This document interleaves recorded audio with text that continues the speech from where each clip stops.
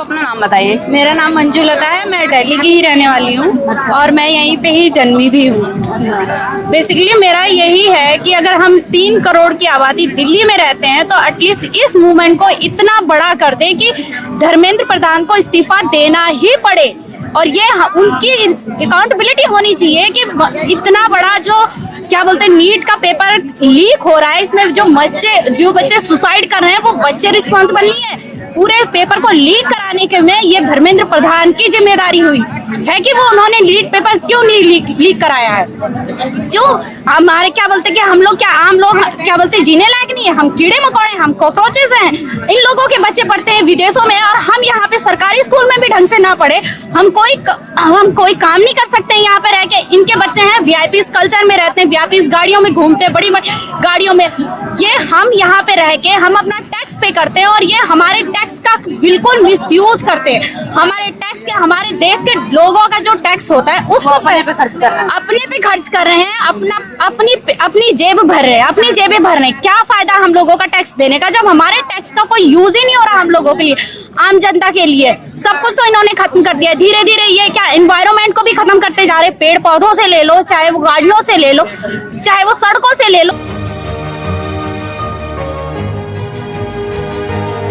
गड्ढों से ले लो, नालों से ले लो। बरसात के टाइम कोई भी चीज यहाँ पे ढंग की है, कुछ भी नहीं है। मोदी जी तो माँ के नाम के एक पेड़ लगवा रहे हैं, माँ के नाम का एक पेड़ लगवा रहे हैं और हजारों पेड़ कटवा रहे हैं, चाहे वो अंडमान निकोबार हो, चाहे वो नागपुर हो, चाहे कहीं सोनभद्र हो, कहीं यूपी का हो और चाहे वो दिल्ली के ही पेड़ हो। अभी क्या मैंने कहीं सुना है दिल्ली में ही पूरा फॉरेस्ट काटने की तैयारी चल रही है और वो उसके ऊपर क्या बोलते केस भी चल रहा है। लेकिन अब दिल्ली के कोर्ट ये है कि उसको स्टे लगा देना चाहिए, जब वो पेड़ जंगल कटेगा उसको स्टे लगाना चाहिए, लेकिन नहीं, स्टे नहीं लग रहा है। उन्होंने 3-4 महीने के बाद सुनवाई होगी जब वो पेड़ कट चुके होंगे। यानी कि दिल्ली की जनता मरने के लिए पूरी टोटली तैयार है। अभी 51 डिग्री सेल्सियस है टेम्परेचर दिल्ली का, आगे जाने के बाद क्या होगा उसका कोई पता नहीं है। क्योंकि हम तो सिर्फ ये जो पेड़ आप देख रहे हैं ना, ये जितने भी वीआईपी या पॉश एरिया है ना, सिर्फ इन्हीं के बीच में है। बाकी देख लीजिए आप कहीं भी, अगर आपको ढंग के पेड़ मिल जाए, ढंग की कॉलोनियां मिल जाए, किसी के घर के सामने पेड़ मिल जाए, रेयर ही ऐसा होगा, ऐसा रेयर ही होगा। हमें तो सरकार ने बिल्कुल कीड़े मकोड़ों कॉकरोच की तरह समझ के दबाने की पूरी कोशिश क्या, ये बिल्कुल साजिश रच रखी है कि इनको मार ही देना चाहिए। कुछ चंद लोग हैं जो कि सिर्फ बिजनेसमैन रहे, अमीर लोग रहे, और जो गरीब लोग हैं उनको तो कुचल दो, बिल्कुल अपने पैरों तले उनके पैसे लेके उनको ही कुचल दो। क्योंकि वोट ईवीएम इन्होंने एक जरिया बना लिया जिसमें इन्होंने घोटाला कर रखा है, जिसमें कि पूरा सिस्टम मिला हुआ है। मैं तो पूरा सिस्टम कहूँ तो कहते हैं ईवीएम से कोई घोटाला नहीं होता है, कोई घोटाला नहीं होता तो बैलेट पेपर से करा लो, डायरेक्टली ऑनलाइन करा लो, बिल्कुल सामने से चुनाव करा लो। छोड़िए एक भी, कुछ भी ऐसा नहीं है कि नहीं हो सकता, सब कुछ हो सकता है। Everything is possible. आज के टाइम पे, आज का टाइम है ना, साइंटिफिक तरीका है, सब कुछ पॉसिबल है। आप करवाइए तो सही, लेकिन आप नहीं करवा सकते ना, क्योंकि आपके मन में चोर है। आपने चोरी ही तो सीखा है, चोरी से तो आज तक ये काम किया है। 90% जनता जो है ना वो आपको पसंद नहीं करती है। 90% जनता, जो 10% है वो जो सिर्फ अंधभक्त है, जो आपने बना रखे हैं। जब आप जिसके नाम पे आप वोट ले रहे हैं कि हमें राम मंदिर चाहिए, राम मंदिर चाहिए, जब राम मंदिर का सोना है, जब वहाँ के सारा खजाना ही चोरी है, आपको वही नहीं पता, तो आप देश का खजाना तो बेचने पे वैसे ही तुले हुए हैं। राम मंदिर को तो कम से कम खजाना बचा लेते जिसके नाम पे वोट लिया आपने। आपसे तो कुछ नहीं संभल रहा। सबसे बड़ी गलती तो उस टाइम पे की ना, जब क्या बोलते हैं कि अनपढ़ को ही हमने पीएम बना दिया है। अनएजुकेटेड रहेगा देश तभी तो भिक्षा मांगेगा। वो तो कहते हैं कि मतलब हमारी जो 56 इंच की छाती है, बड़ी बड़ी आंखें दिखाते हैं। अरे 56 इंच की छाती है, वो देश का विनाश करने के लिए पूरी 56 इंच की छाती उन्होंने तैयार कर रखी है। कैसे कैसे लोगों को मनाना है, पूरे उन्होंने टेक्निक बना रखी है, उन्होंने पूरा सिस्टम तैयार कर रखा है। चाहे वो फिर ईवीएम के थ्रू हो, चाहे ईडी के थ्रू हो, सीबीआई के थ्रू हो, चाहे यहाँ तक कि जितने भी जज है ना वो सब भी उनके अंडर ही आते हैं, क्योंकि उन्होंने रिटायर होने के बाद तो कुछ न कुछ पोस्ट चाहिए ही ना।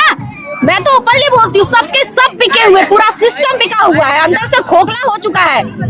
जब तक कोई ढंग का नहीं, जब तक सिस्टम में कोई ढंग का इंसान नहीं आएगा, सिस्टम में ट्रांसपेरेंसी नहीं होगी काम की, तब तक कुछ भी नहीं होने वाला। और मैं तो जनता को यही कहूंगी, अगर दिल्ली में 3 करोड़ लोग रह रहे हैं ना, तो आप इस मूवमेंट को इतना बड़ा कर दो कि धर्मेंद्र प्रधान इस्तीफा दे।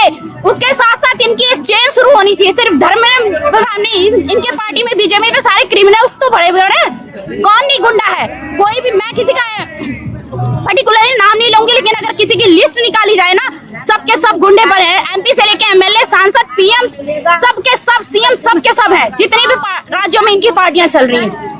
लेकिन क्यों, अगर इनके खिलाफ कोई बोल दे वो देशद्रोही है, इन्फ्लुएंसर को इनको पकड़ना है, यूट्यूब इनका चैनल बंद करा दे, कोई यूट्यूबर हमसे बोल दे बस इनको मारना है, पिटवाना है, यही तो आता है इनको। क्योंकि ये तो भाई वही हाल हो गया ना, जब गुंडा रहेगा तो वो तो गुंडागर्दी ही करेगा, देश का पीएम ही गुंडा है तो वो तो गुंडागर्दी ही करेगा, और क्या करने आ रहा है।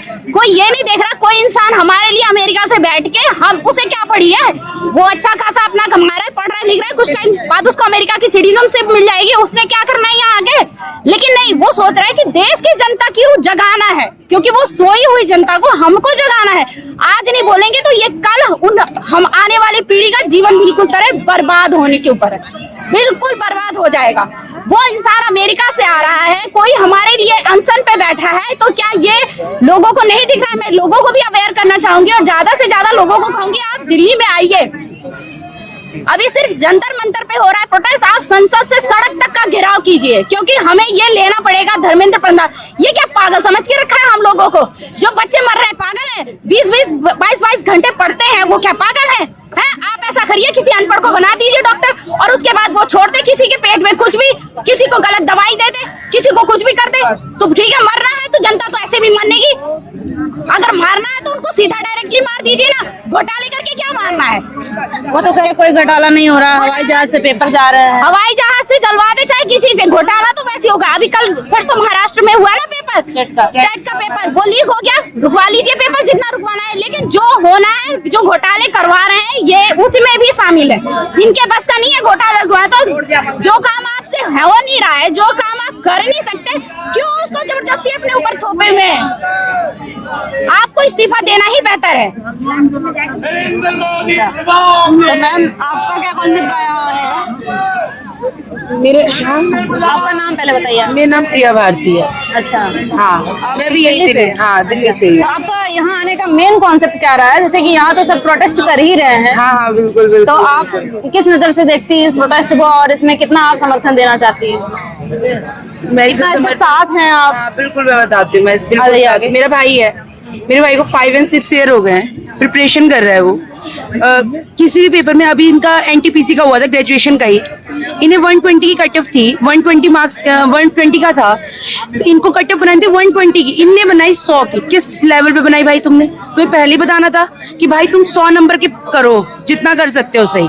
120 का करके आए बच्चे, अब इनने वहां से धांधली करी, और 2-2, 3-3 साल हो जा रहा है। बच्चे क्या करते हैं कि इनका वेरिफिकेशन हो जाता है, रिजल्ट ही नहीं आता। मैं खुद एक बीएड कर रखा है, मेरा सीटेट का एग्जाम है, मेरा अभी सितंबर का।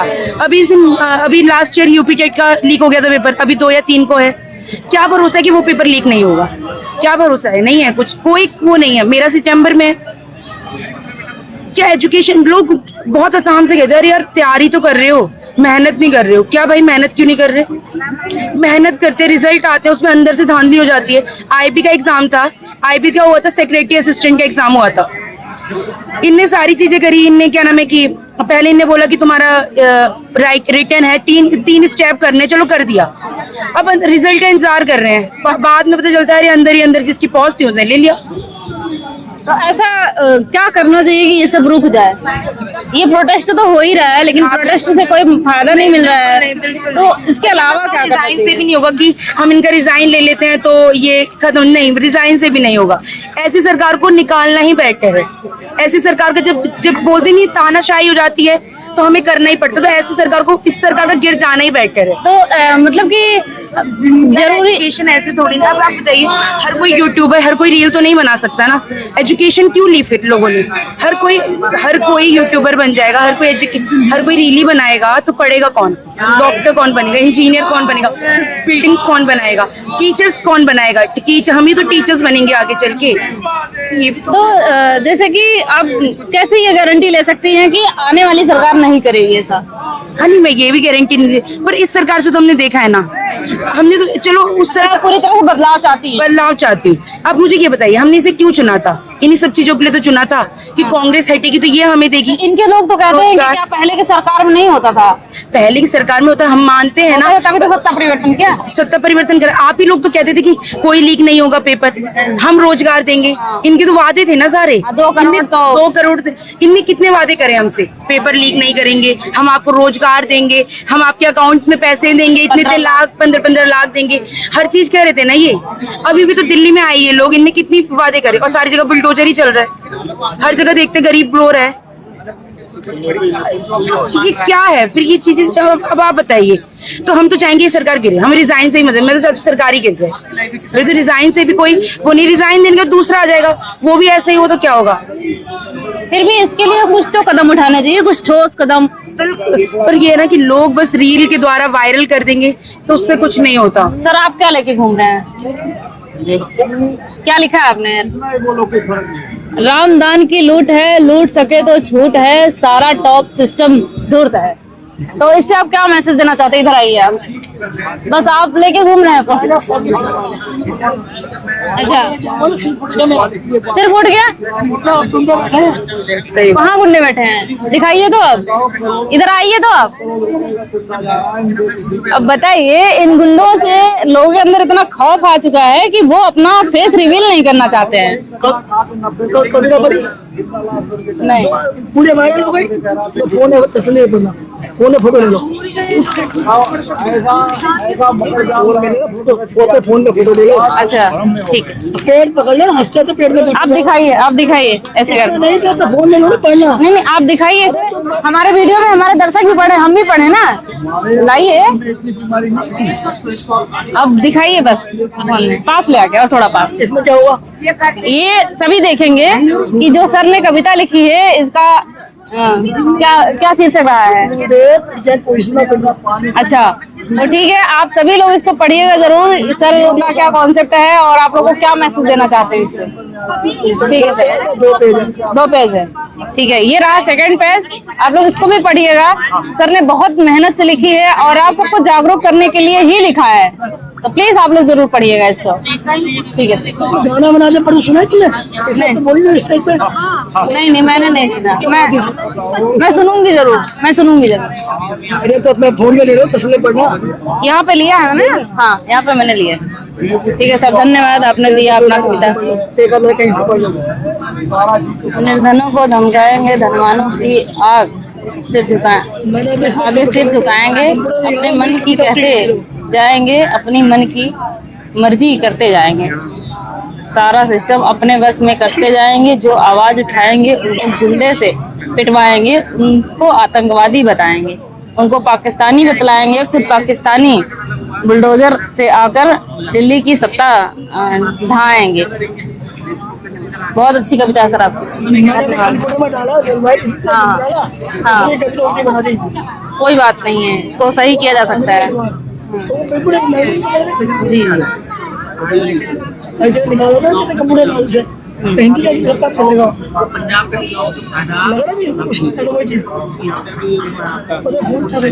ठीक है, धन्यवाद मैम, आपने बहुत अच्छा बोला। ठीक है, आप लोग की बात जरूर जनता तक जाएगी। हाँ, बस हमें एक ही चीज तो चाहिए कि अभी रोजगार चाहिए। हम मिडिल क्लास फैमिली क्या चाहती है? हाँ। एक रोजगारी तो चाहती है, गवर्नमेंट जॉब है, गवर्नमेंट जॉब एक हमारी वो हो जाती है, परमानेंट हो जाती है। पर क्या मेहनत करने का क्या फायदा है? कोई चाहता है, किसी के सपने हैं, पर ये चीज खत्म होनी चाहिए बस। पूरे देश के अंदर जहां कहीं भी बहुजन समाज पर एट्रोसिटीज होती है, उस एट्रोसिटीज पर अगर वो व्यक्ति, वो परिवार मेरे पास तक पहुंच जाता है, जिन केसेज में मेरे फोन के जाने के बाद एक्शन हुआ, उस पर रेप केस तक है, कुल्हाड़ी से काटे हुए हमारे समाज के, बहुजन समाज के लोगों को काटा गया, उन पर कार्रवाई कराने का काम किया। ऐसे सैकड़ों मनुवादियों को जेल भिजवा चुका हूं जो मेरे समाज पे, मेरी बहन बेटियों पर अत्याचार करते हैं। मेरे फिल्म प्रोडक्शन हाउस के अंदर अगर कोई आदमी इलेक्ट्रॉनिक मीडिया के अंदर जाना चाहता है या फिल्म लाइन में जाना चाहता है, उसको फ्री ऑफ कॉस्ट ट्रेनिंग में दे रहा हूं और देता रहूंगा। धर्म पढ़ाएंगे आपको, रामायण, महाभारत, गीता, बाइबल और कुरान। दोस्तों, आपको पढ़ना होगा भारत का संविधान। 1984 में काशीराम साहब को ज्वाइन किया मैंने, और उस टाइम में 9th क्लास में पढ़ता था। उनके उस रास्ते पे काम करता हूँ सामाजिक आंदोलन चलते रहना चाहिए, राजनीतिक आंदोलन चले या ना चले।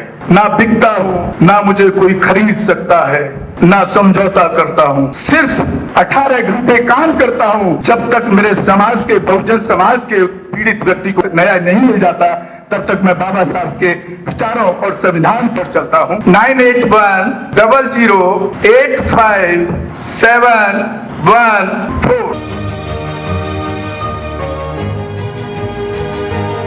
गांव की घटना है, ठाकुरों ने राइफल से गोली चलाई, मारने का प्रयास किया, सिर्फ बारात चढ़त के ऊपर की, इस रास्ते से बारात नहीं चढ़ेगी, ठाकुरों का रास्ता है। सारे चैनल को बोला कि भाई स्टोरी चला दो, किसी कोई चैनल पे स्टोरी चलाने के लिए तैयार नहीं होगा। कौन से बहुजन समाज को न्याय दिलाने की बात कर? काशीराम साहब कहते थे कि मैं किसी की शादी में नहीं जाऊंगा, किसी के फंक्शन में नहीं जाऊंगा, किसी के घर नहीं जाऊंगा, ना शादी करूंगा, ना गए कभी। जो संगठन जो राजनीतिक लोग चला रहे, वो अपने घर में पहले सुरक्षा और बंगला और पैसे का और बड़ी कार का इंतजाम कर रहे हैं, उस पर भी आपको सोचना चाहिए। फिल्म लाइन और इलेक्ट्रॉनिक मीडिया में इस समाज के लोग, जो पुअर सेक्शन है, पुअर कास्ट जिसको कहते हैं, SC ST OBC माइनॉरिटी, एक भी चैनल का कोई भी मालिक इस देश के अंदर आज तक नहीं है। क्यों नहीं है? हमारा चैनल